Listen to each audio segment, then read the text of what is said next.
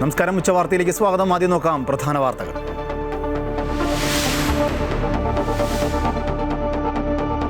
വർഗീയതയുടെ തീപ്പൊരിക്കായി കാത്തിരിക്കുന്നവരുടെ കൈകളിലേക്ക് CPM തീപ്പന്തം എറിഞ്ഞു കൊടുക്കുന്നുവെന്ന് VD സതീശൻ. വർഗീയത ആളിക്കത്തിക്കാൻ വേണ്ടി ഒരു തീപ്പൊരി വീഴാൻ കാത്തു നിൽക്കുന്നവരുടെ കൈകളിലേക്ക് ഒരു തീപ്പന്തമാണ് ഇവർ എറിഞ്ഞു കൊടുക്കുന്നത് എന്നിവർ തിരിച്ചറിയണം. AK ബാലന്റെയും സജി ചെറിയാന്റെയും പ്രസ്താവന മുഖ്യമന്ത്രിയുടെ അറിവോടെയെന്നും വരും തലമുറയോട് അനീതി കാണിക്കരുതെന്നും പ്രതിപക്ഷ നേതാവ്. BJP ഉയർത്തുന്ന ഭൂരിപക്ഷ വർഗീയതയെ ന്യൂനപക്ഷ വർഗീയത കൊണ്ട് നേരിടരുതെന്നും ഇടതുപക്ഷത്തെ ശക്തിപ്പെടുത്തണമെന്നുമാണ് ഉദ്ദേശിച്ചതെന്നും സജി ചെറിയാൻ. വിവാദ പ്രസ്താവനയ്ക്കെതിരെ പോലീസിൽ പരാതി നൽകി youth Congress.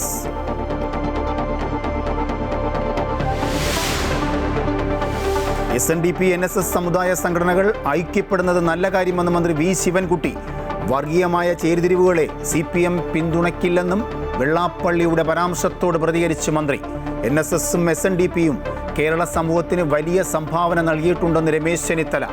JB Koshy commission report ഉടൻ പ്രസിദ്ധീകരിക്കണമെന്ന് ചങ്ങനാശ്ശേരി അതിരൂപത പ്രമേയം അവതരിപ്പിച്ചു. ശബരിമല വിമാനത്താവള ഭൂമി ഏറ്റെടുക്കൽ സർക്കാരിന് തിരിച്ചടി. ചെറുവള്ളി എസ്റ്റേറ്റ് സർക്കാർ ഭൂമിയല്ല എന്ന വാദം അംഗീകരിച്ച് കോടതി.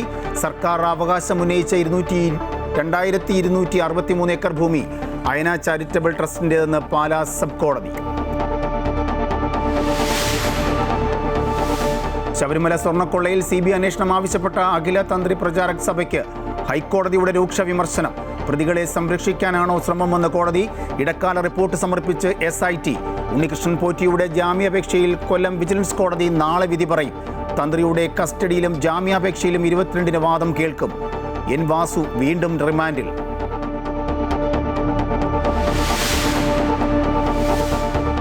കേരള കുംഭമേളയ്ക്ക് ത്രിമൂർത്തി സംഗമസ്ഥാനമായ തിരുനാവായയിൽ പതാക ഉയർന്നു. വിശ്വഗുരു സ്ഥാനത്തേക്ക് ഭാരതം ഉയരുന്നത് ആരാധനാലയങ്ങൾ തകർത്തോ ഭൂപ്രദേശങ്ങൾ കീഴടക്കിയോ അല്ല എന്നും ഹൃദയങ്ങൾ കീഴടക്കിയെന്നും ഗവർണർ രാജേന്ദ്ര വിശ്വനാഥ് അർലേക്കർ. തിരുനാവായ മഹാമാഘ ഉത്സവം നടക്കുന്നത് 2.5 നൂറ്റാണ്ടിന് ശേഷം.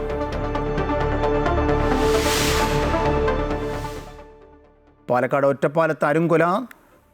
തോട്ടക്കരയിൽ ദമ്പതികളെ വെട്ടിക്കൊന്നു. മരിച്ചത് നസീർ, ഭാര്യ സുഹറ എന്നിവർ. 4 വയസ്സുള്ള കൊച്ചുമകന് ഗുരുതര പരിക്ക്.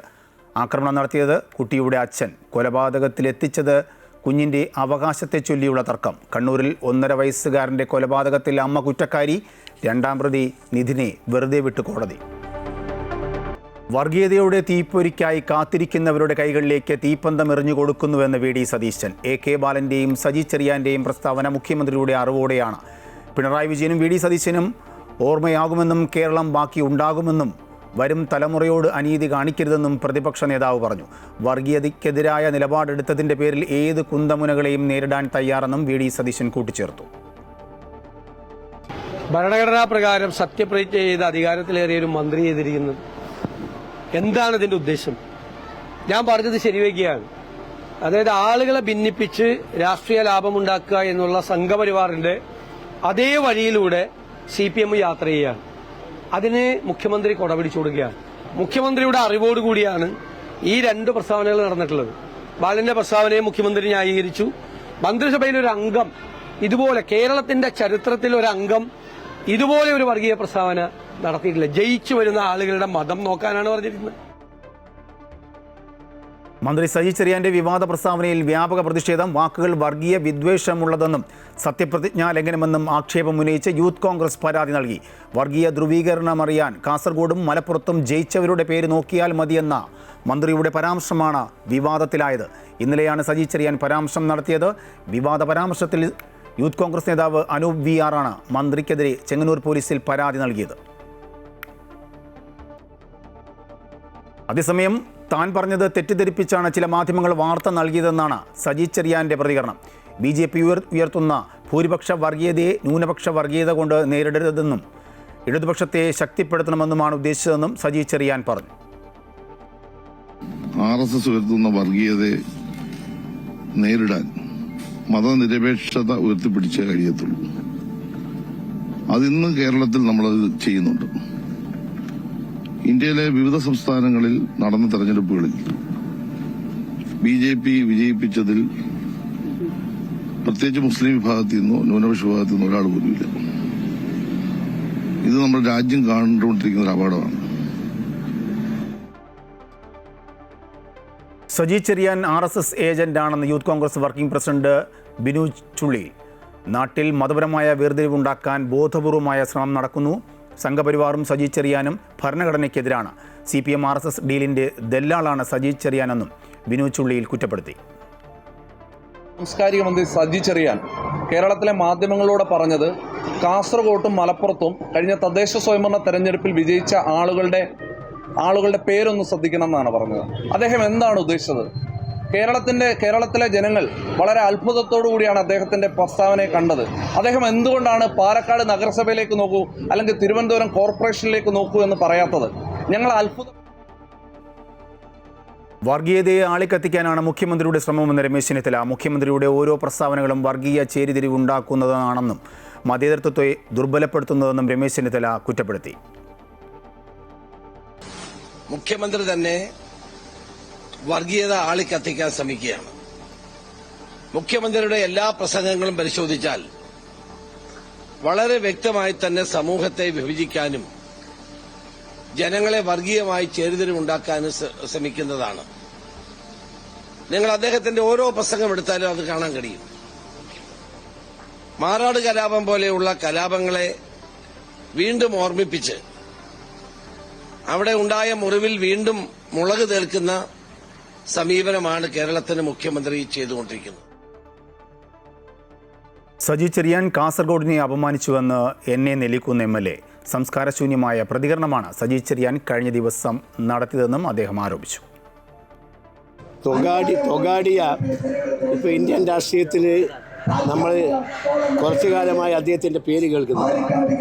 അപ്പോൾ ശ്രീ സജി ചെറിയാൻ ഇപ്പോൾ തൊഗാഡിയുടെ റോളാണ് എടുത്തിരിക്കുന്നത്.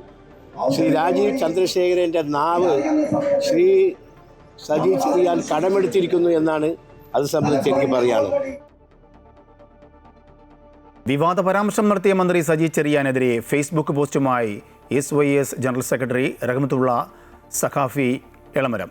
മന്ത്രി സജി ചെറിയാൻ്റെ മലപ്പുറം കാസർഗോഡ് പരാമർശങ്ങൾ അത്ര ശരിയാണെന്ന് തോന്നുന്നില്ല എന്നും രാഷ്ട്രീയ മതനേതാക്കൾ പ്രസ്താവനകൾ നടത്തുമ്പോൾ കുറച്ചുകൂടി പക്വത കാണിക്കണമെന്നുമാണ് റഹ്മത്തുള്ള സഖാഫി എളമരം ഫേസ്ബുക്കിൽ കുറിച്ചത്. കൂട്ടത്തിൽ എറണാകുളവും പാലായും ഇടുക്കിയും കോട്ടയവും ഒക്കെ പറഞ്ഞിരുന്നുവെങ്കിൽ തെറ്റിദ്ധാരണ വരില്ലായിരുന്നു.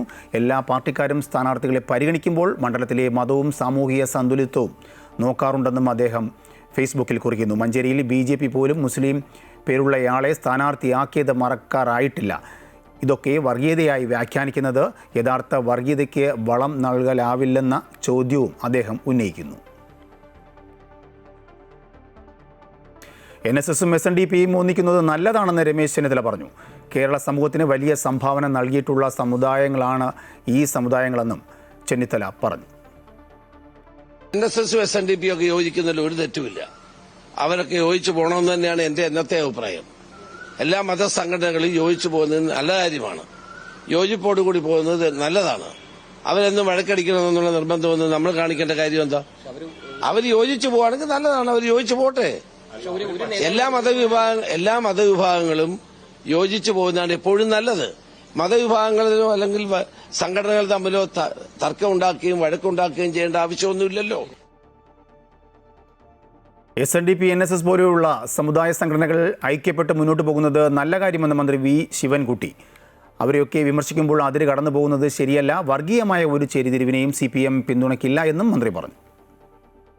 SNDP ആയിരുന്നാലും NSS ആയിരുന്നാലും KPMS ആയിരുന്നാലും പിന്നെ മുസ്ലിം ഓർഗനൈസേഷൻസ് ആയിരുന്നാലും അവരെല്ലാം കൂടെ ഐക്യത്തോടുകൂടി ഒറ്റക്കെട്ടായി പിന്നെ കേരളത്തിൻ്റെ താല്പര്യങ്ങൾ സംരക്ഷിക്കാൻ വേണ്ടി മുന്നോട്ട് പോകുന്നത് നല്ല കാര്യം തന്നെയാണ്.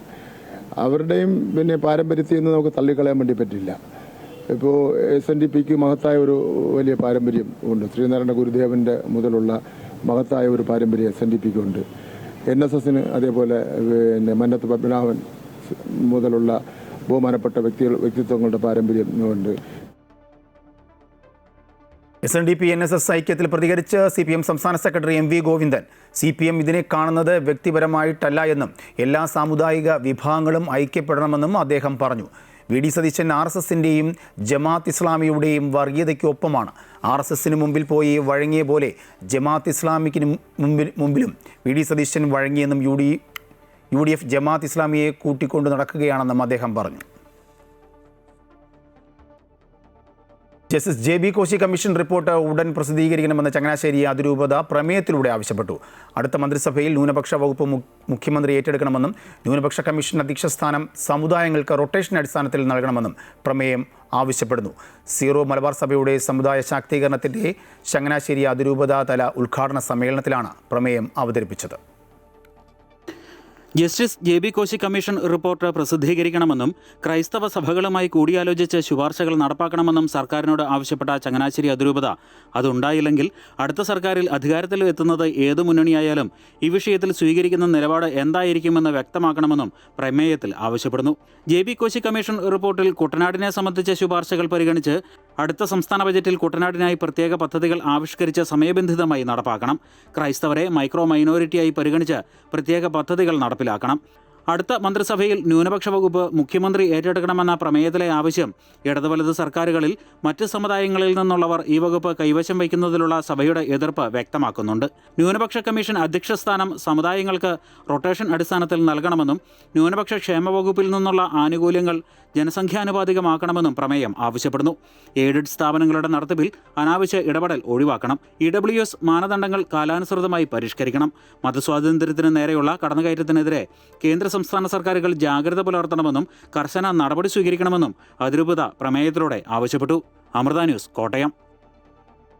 ലോക്സഭാ പ്രതിപക്ഷ നേതാവ് രാഹുൽ ഗാന്ധി ഇന്ന് കൊച്ചിയിൽ മറൈൻ ഡ്രൈവിൽ KPCC സംഘടിപ്പിക്കുന്ന മഹാപഞ്ചായത്തിൽ രാഹുൽ ഗാന്ധി പങ്കെടുക്കും. തദ്ദേശ സ്വയംഭരണ സ്ഥാപനങ്ങളിലേക്ക് നടന്ന തെരഞ്ഞെടുപ്പിൽ വിജയം നേടിയ 15,000-ലധികം കോൺഗ്രസ് ജനപ്രതിനിധികളാണ് മഹാപഞ്ചായത്തിൽ പങ്കെടുക്കുന്നത്.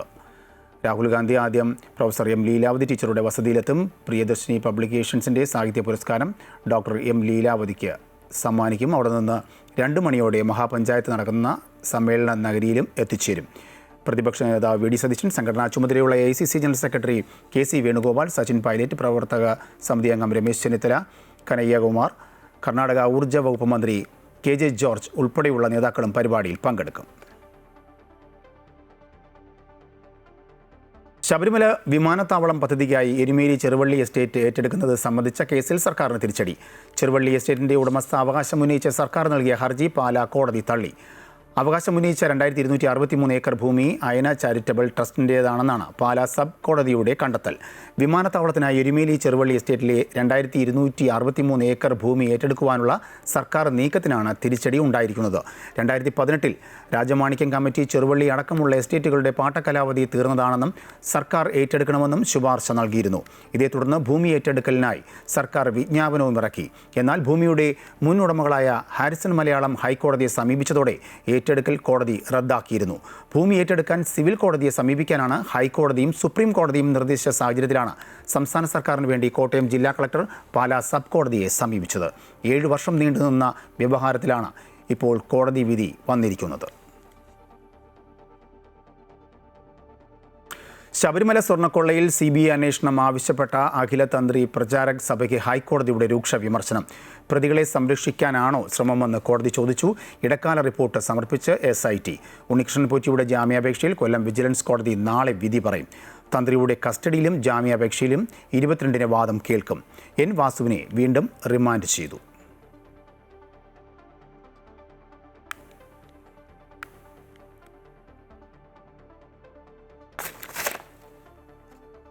ശബരിമല സ്വർണ്ണക്കൊള്ളയിൽ CBI അന്വേഷണം ആവശ്യപ്പെട്ട അഖിലതന്ത്രി പ്രചാരക് സഭയ്ക്ക് ഹൈക്കോടതിയുടെ രൂക്ഷ വിമർശനമുണ്ടായിരിക്കുന്നു.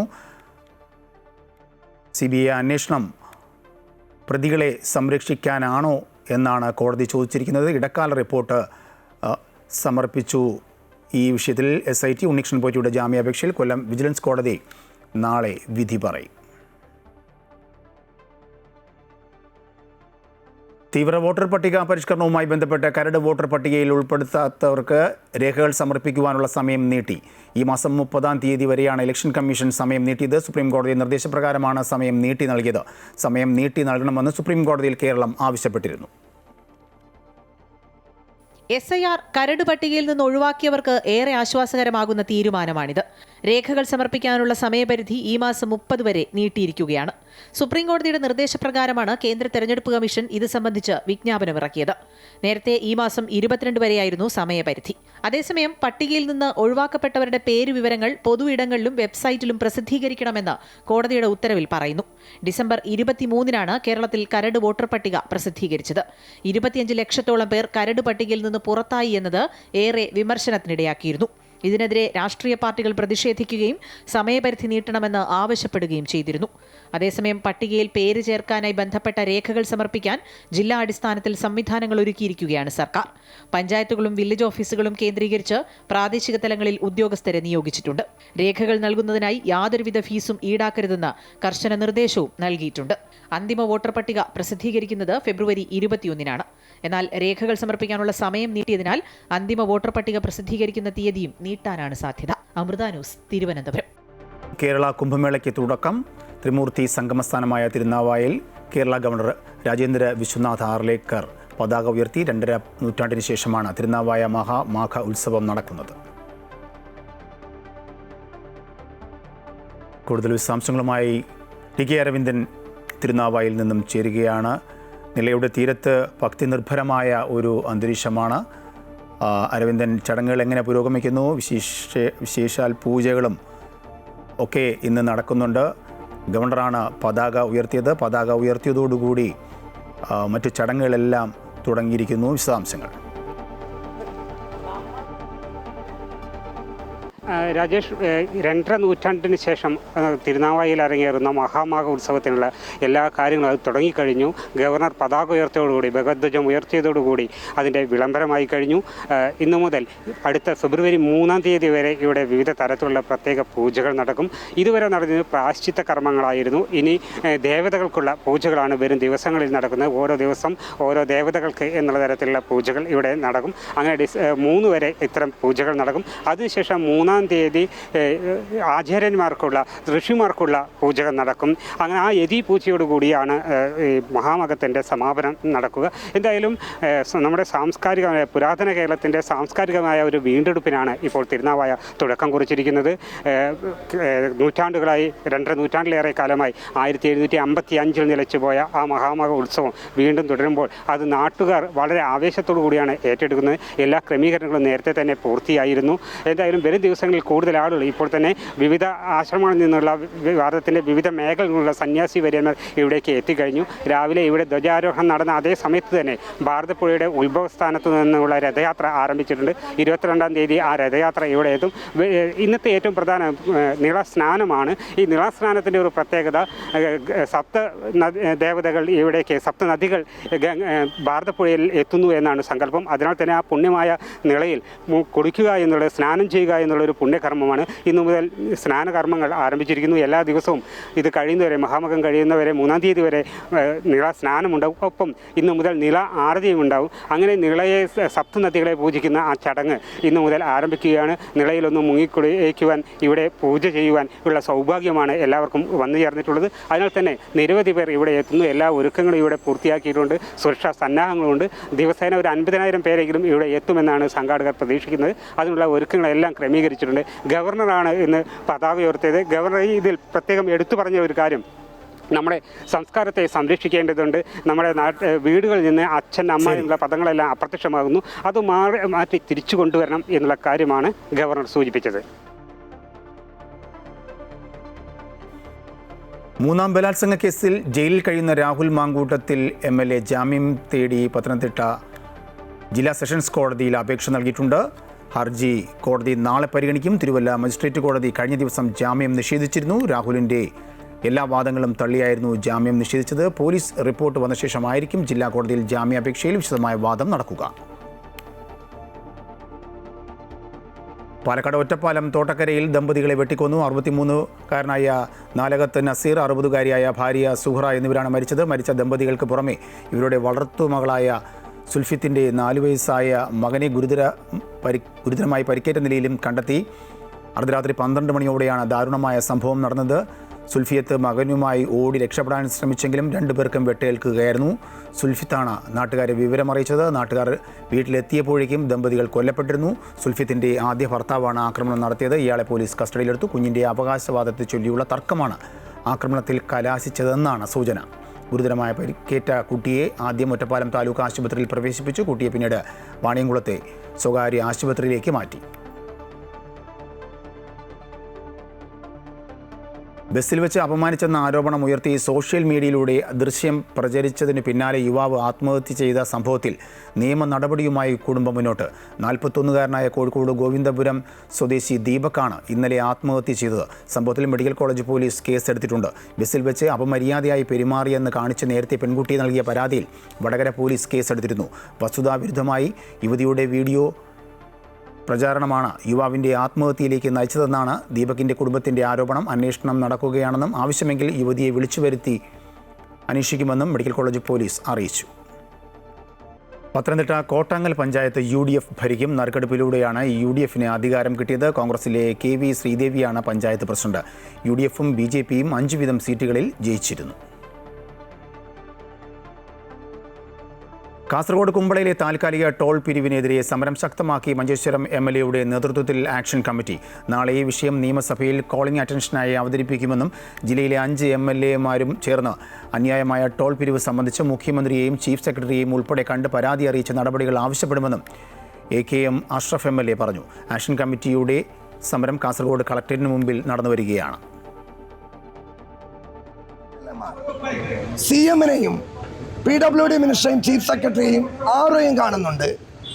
ഒരു കാര്യം, മറ്റന്നാൾ 21-ാം തീയതി കോടതിയിൽ നിന്ന് നീതിയുക്തമായ ജനപക്ഷ വിധി ഞങ്ങൾ പ്രതീക്ഷിക്കുന്നുണ്ട്. ഒരു പക്ഷേ 20-ന് നിയമസഭയിൽ ഞങ്ങളുടെ ചർച്ചയ്ക്ക് ശേഷം അതേ ടോൾ ബൂത്തിലേക്ക് അതിശക്തമായ കാസർഗോഡ് ജനതയുടെ ഒരു പ്രക്ഷോഭം എന്തായാലും ഞങ്ങൾ നടത്തും. കരൂരിൽ തിക്കിലും തിരക്കിലും പെട്ട് 41 പേർ മരിച്ച സംഭവത്തിൽ തമിഴക വെട്രിക്കഴകം നേതാവും നടനുമായ വിജയെ പ്രതി ചേർക്കാൻ സാധ്യത. മനഃപൂർവ്വമല്ലാത്ത നരഹത്യയാകും ചുമത്തുക. പരിപാടിയുടെ സുരക്ഷയിൽ വീഴ്ച വരുത്തിയതിന് തമിഴ്നാട് പോലീസ് ഉന്നത ഉദ്യോഗസ്ഥരും പ്രതികളായേക്കും. CBI കുറ്റപത്രം ഫെബ്രുവരി 2-ാം വാരം സമർപ്പിച്ചേക്കും. പോലീസിനെ കൂടാതെ പാർട്ടിയിലെ നേതാക്കളുടെയും വിജയുടെ മൊഴിയും പരിശോധിക്കും. മൊഴികൾ തമ്മിൽ വൈരുദ്ധ്യമുണ്ടോ എന്നാണ് CBI പരിശോധിക്കുക. അതേസമയം വിജയ് ഇന്ന് CBIക്ക് മുമ്പിൽ ഹാജരായി. ഡൽഹിയിലെ CBI ഓഫീസ് ആസ്ഥാനത്താണ് ചോദ്യം ചെയ്യൽ നടന്നത്. ഈ മാസം 12-ന് വിജയ് CBIക്ക് മുമ്പിൽ ഹാജരായി മൊഴി നൽകിയിരുന്നു. കിഷ്ത്വാറിലെ സിംഗ്പോറ പ്രദേശത്ത് ഭീകരരും സുരക്ഷാ സേനയും തമ്മിൽ ഏറ്റുമുട്ടൽ. 7 സൈനികർക്ക് പരിക്കേറ്റതായി വിവരം. 8 ഭീകരർ പ്രദേശത്തുണ്ടെന്നാണ് സൂചന. 3 പേരെ സൈന്യം വളഞ്ഞതായും വിവരമുണ്ട്. കഴിഞ്ഞ ദിവസം ആരംഭിച്ച തെരച്ചിൽ ഇപ്പോഴും തുടരുകയാണ്. സൈന്യം, CRPF, പോലീസ് എന്നിവയിൽ നിന്നുള്ള കൂടുതൽ സേനയെ വിന്യസിച്ചു. അതിർത്തിയിൽ സുരക്ഷ കൂടുതൽ ശക്തമാക്കി. മേഖലയിൽ ഈ മാസം നടക്കുന്ന 3ാമത്തെ ഏറ്റുമുട്ടലാണ് ഇത്. കലോത്സവ നിയമാവലിയിൽ കാലോചിതമായ മാറ്റം വരുത്തുമെന്ന് വിദ്യാഭ്യാസ മന്ത്രി V. ശിവൻകുട്ടി. ഇതിനായി പ്രത്യേക കമ്മിറ്റിയെ നിയോഗിക്കും. കമ്മിറ്റിയുടെ അഭിപ്രായങ്ങൾ കണക്കിലെടുത്ത് മുന്നോട്ട് പോകുമെന്നും മന്ത്രി പറഞ്ഞു. ഇതിൽ ഒരു പരാതിയോ അല്ലെങ്കിൽ ഒരു അപശബ്ദമോ കേൾക്കാതെ നടത്തുവാൻ കഴിഞ്ഞ കലോത്സവമാണ്. കുട്ടികളുടെ മത്സരം കാണുന്നതിന് വേണ്ടിയുള്ള പങ്കാളിത്തം എൻ്റെ അനുഭവത്തിൽ ഏറ്റവും കൂടുതലാണ് തൃശ്ശൂർ കാണുന്നതിന് വേണ്ടി കഴിഞ്ഞിട്ടുള്ളത്. ഇതിൻ്റെ ഒരു പ്രശസ്തിയും പ്രാധാന്യവും ജനങ്ങളുടെ ശ്രദ്ധയും മാധ്യമങ്ങളുടെ ശ്രദ്ധയൊക്കെ തന്നെ വർദ്ധിച്ചു വരുന്ന കാലഘട്ടത്തിൽ ഇതിൻ്റെ നിയമാവലിയിലും നടത്തിപ്പിൻ്റെ മറ്റ് നിയമങ്ങളിലുമൊക്കെ തന്നെ കാലോചിതമായിട്ടുള്ള മാറ്റങ്ങൾ വരുത്തേണ്ടതാണ്.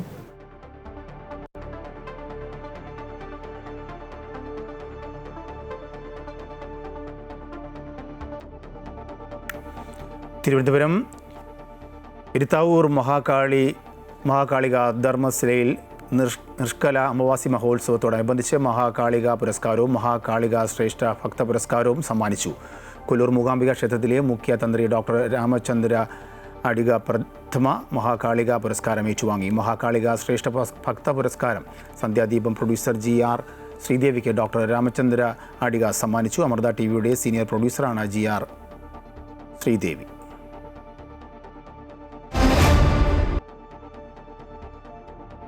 ന്യൂസിലാൻഡിനെതിരായ മൂന്നാം ഏകദിനത്തിൽ 41 റൺസ് തോൽവി വഴങ്ങി ഇന്ത്യ. കിവീസ് ഉയർത്തിയ 338 റൺസ് വിജയലക്ഷ്യം പിന്തുടർന്ന ഇന്ത്യ 46 ഓവറിൽ 296 റൺസ് എടുത്ത് പുറത്താകുകയായിരുന്നു. വിരാട് കോഹ്ലി സെഞ്ചുറി നേടിയെങ്കിലും ഇന്ത്യയെ വിജയത്തിലെത്തിക്കാൻ സാധിച്ചില്ല. ഇതോടെ പരമ്പര 2-1 ന്യൂസിലാൻഡ് സ്വന്തമാക്കി. 3.5 പതിറ്റാണ്ടിന് ശേഷം ആദ്യമായാണ് ഇന്ത്യയിൽ ഒരു ഏകദിന പരമ്പര വിജയിക്കുന്നത്. 6 വർഷമായി സ്വന്തം മണ്ണിൽ ഒരു ഏകദിന പരമ്പര പോലും തോൽക്കാതെ ഇന്ത്യയുടെ വിജയ തുടർച്ചയ്ക്കും ഇതോടെ അവസാനമായി. മധ്യനിര താരങ്ങളായ ഡാരിൽ മിച്ചലിൻ്റെയും ഗ്ലെൻ ഫിലിപ്സിൻ്റെയും സെഞ്ചുറി കരുത്തിലാണ് കിവീസ് വമ്പൻ സ്കോറിലെത്തിയത്. ഇതോടുകൂടി വാർത്താ ബുള്ളറ്റിൻ പൂർണ്ണമാകുന്നു. കൂടുതൽ വാർത്തയ്ക്കായി അമൃത ന്യൂസ് യൂട്യൂബ് കാണുക.